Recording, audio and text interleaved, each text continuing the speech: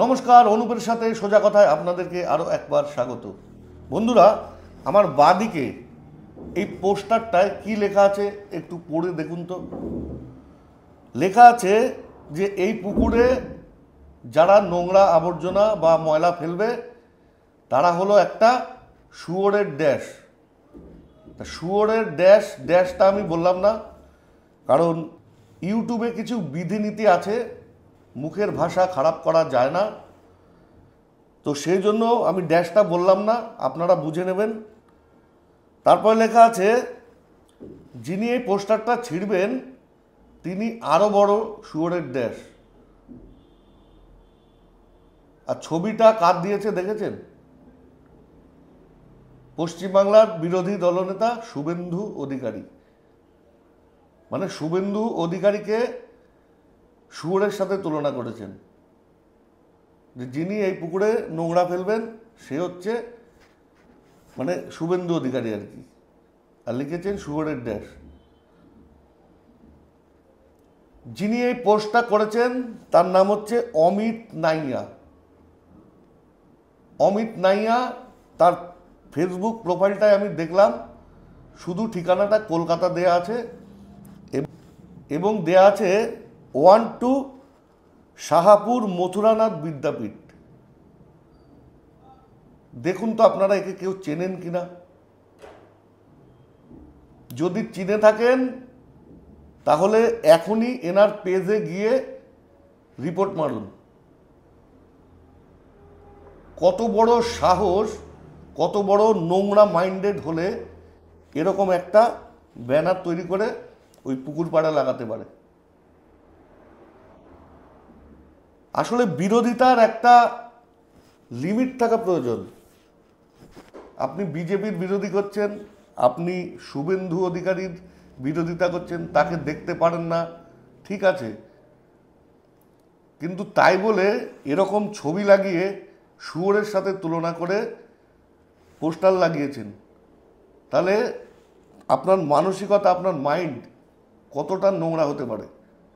এনার ফেসবুক পেজের নাম হচ্ছে অমিত নাইয়া, বাংলাতে লেখা। আপনারা সার্চ করে অবশ্যই এর ফেসবুক পেজটা রিপোর্ট মারুন সবাই মিলে। নোংরামির একটা লিমিট আছে। এটা কোন ধরনের নোংরামি? হ্যাঁ, ফেসবুক, ইউটিউবে আমরা অনেক মিম করতে দেখি, বা মোদিকে নিয়ে অনেক কিছু খারাপ, অনেক কিছু মন্তব্য করতে দেখি। মমতা ব্যানার্জিকে নিয়েও অনেকে অনেক মিম করেন, অনেক মন্তব্য করেন। তাই বলে এরকম একটা গালাগালি দিয়ে একটা পশুর সাথে এভাবে তুলনা করে বিরোধী দলনেতার ছবি এভাবে লাগিয়ে, এটা কোন ধরনের রাজনীতি আর এটা কোন ধরনের নোংরামি? যারা তৃণমূল কংগ্রেসকে সাপোর্ট করেন তাদেরকেও বলছি আপনারা নিজেরাই বলুন না, এটা কি ঠিক? এটা ঠিক করেছেন ইনি? লিমিট ক্রস করে গেছেন। মানে আপনারা অবশ্যই এর ফেসবুক পেজে যান, অমিত নাইয়া বাংলায় লিখুন, লিখে অবশ্যই এনাকে রিপোর্ট মারুন। নোংরামোর একটা সীমা থাকা দরকার। এটা কোন ধরনের ভাই? মানে পশ্চিমবাংলার রাজনীতি কোথায় গিয়ে পৌঁছেছে?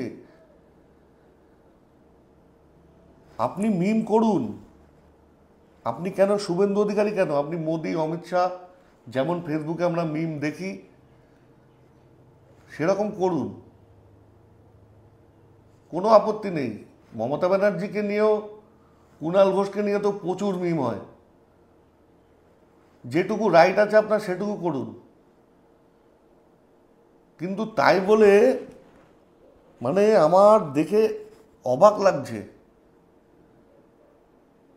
যে কিছু কিছু এরকম তৃণমূলের নেতা আছে চটিচাটা, যারা এই ধরনের পোস্ট করে, আর এদের বিরুদ্ধে কিচ্ছু হবে না।